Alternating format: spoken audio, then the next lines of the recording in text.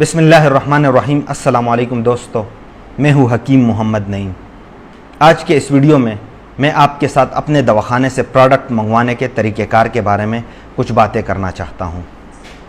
उनमें और ये वीडियो ख़ास कर मेरे नए व्यूवर्स और सब्सक्राइबर्स के लिए है, क्योंकि जो नए व्यूवर्स और सब्सक्राइबर्स हैं और अक्सर मेरे व्यूवर्स ऐसा करते हैं कि मेरे इन वीडियोस के थंबनेल से, ख़ासकर सलाजीत के वीडियो के थंबनेल के ऊपर मेरा नंबर मौजूद है, तो वहाँ से मेरा नंबर ले लेते हैं और वीडियो मुकम्मल देखे बग़ैर और उसको समझे बग़ैर मुझे कॉल कर देते हैं।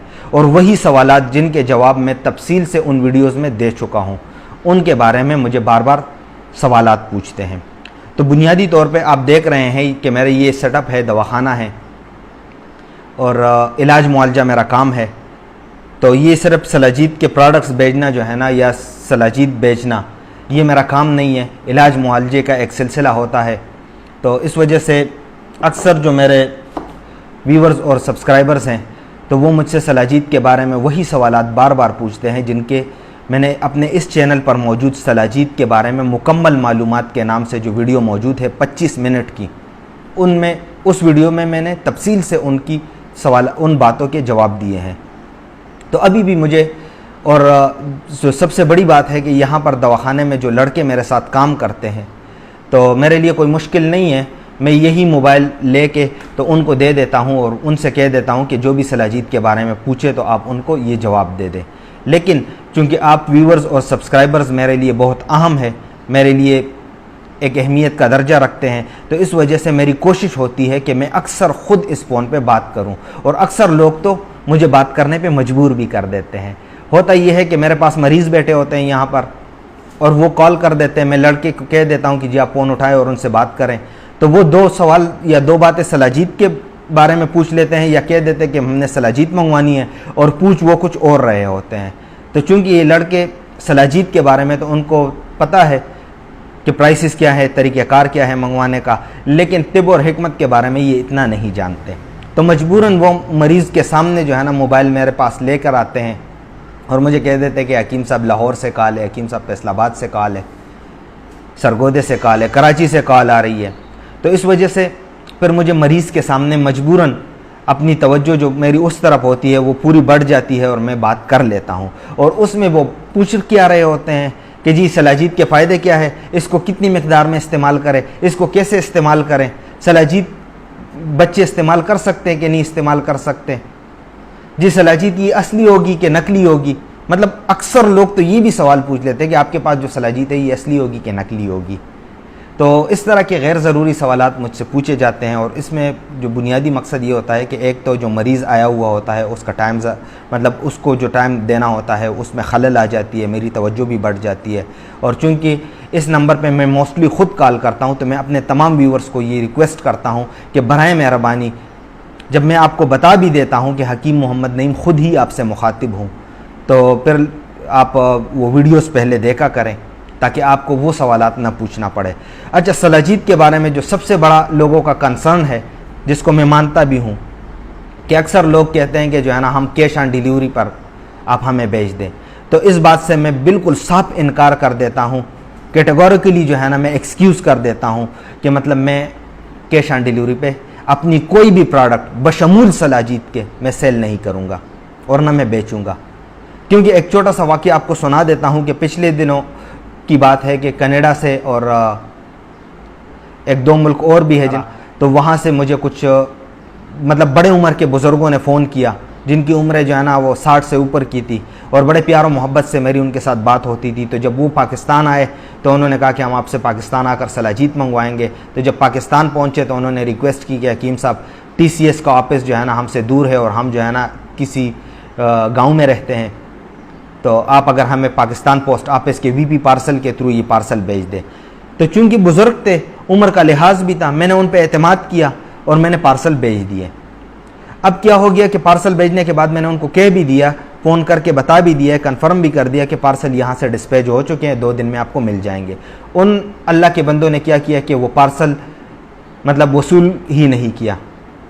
तो अब मुझे नहीं लगता कि उनकी नीयत क्या थी, لیکن جب وہ پیکنگز واپس میرے پاس آ گئی، کیونکہ ڈاکخانے میں 2-3 دن رکھنے کے بعد وہ پارسل مجھے واپس کر دیا ڈاکخانے والوں نے، تو ان سلاجید کے ان پیکنگز کی حالت یہ ہو چکی تھی. یہ دیکھیں آپ،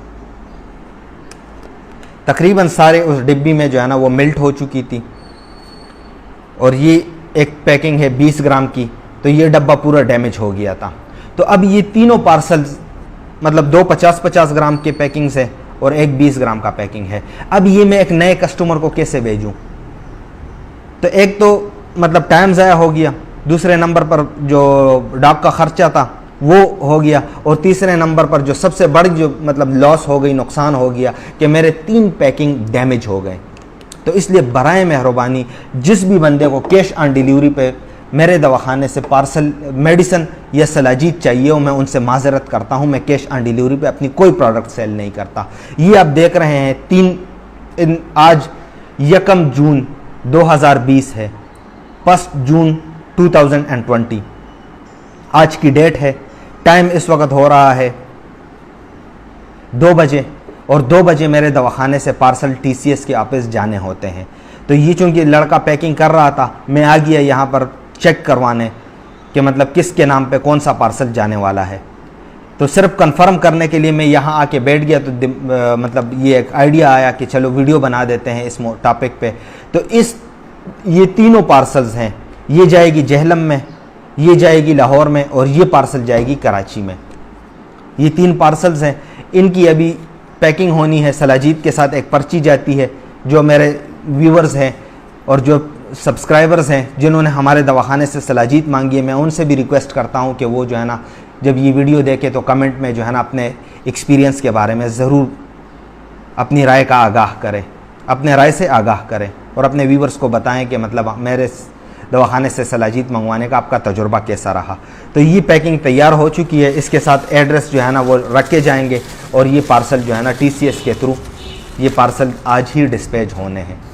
تو یہ ایک سمپل سا طریقہ کار ہے. اسی طریقہ کار کے تھرو جو ہے نا میرے دواخانے سے پارسلز جاتے ہیں. لیکن ان تینوں پارسلز کی مجھے ایڈوانس پیمنٹ ہو چکی ہے. تو لہٰذا یہ مجھے پتہ ہے کہ مطلب پیمنٹ میرے پاس آ گئی ہے، اور یہ کنفرم بائر ہے. مطلب اس بات کی کوئی گارنٹی نہیں ہے کہ مگر یہ پارسل میں آپ کو کیش آن ڈیلیوری پہ سینڈ کر دوں. اور ابھی جو آپ مجھے فون کر کے پوچھ رہے ہیں، تو مطلب آپ ویسے مطلب ایک مزے لینے کے لیے یا خوشطبی کے لیے فون کر رہے ہیں کہ چلو یہ نمبر دیکھ لیتے ہیں، بات ہوتی ہے کہ نہیں ہوتی، چلو آرڈر دے دیتے ہیں، پہنچتا ہے کہ نہیں پہنچتا. تو لہٰذا اس بات کی کوئی گارنٹی نہیں ہوتی کہ یہ پارسل میں آپ کو کیش آن ڈیلیوری پہ بھیج دوں اور آپ اس کو وصول کر لیں، کیونکہ ثبوت یہ میں نے آپ کو دکھا دیے ہیں. اب چونکہ حیا کا تقاضا یہ ہے کہ میں ان 3 بندوں کے نام اور ایڈریسز ڈسکلوز نہیں کرنا چاہ رہا، ورنہ ایڈریسز میرے پاس پڑے ہوئے ہیں، میں ابھی آپ کو دکھا بھی دیتا ہوں، اور ان کے فوٹوز لے کے تو اس ویڈیو میں لگا بھی سکتا ہوں. لیکن مجھے چونکہ وہ بڑے عمر کے ہیں، بزرگ ہیں، چلو جو بھی مطلب ان کا ہوا تو وہ ان کو بھی دعوت دے دیتا ہوں کہ وہ آ کے اپنی وہ وجہ بتا دے کہ مطلب یہ پارسل جو انہوں نے مجھ سے آرڈر کیے تھے انہوں نے وصول کیوں نہیں کیے. تو بات یہ ہے کہ ویڈیو لمبی ہو گئی ہے، لیکن یہ باتیں میں نے اپنی دل سے کرنی تھی. اور آپ تمام دوستوں سے گزارش کرتا ہوں کہ میرے اس ویڈیو کے بارے میں آپ اپنی رائے کا اظہار کمنٹس میں ضرور کریں. مجھے اپنی دعاؤں میں یاد رکھیے گا. اللہ تعالیٰ آپ کا حامی و ناصر ہو. مجھے آنے والی ویڈیو تک اجازت دے. اللہ حافظ.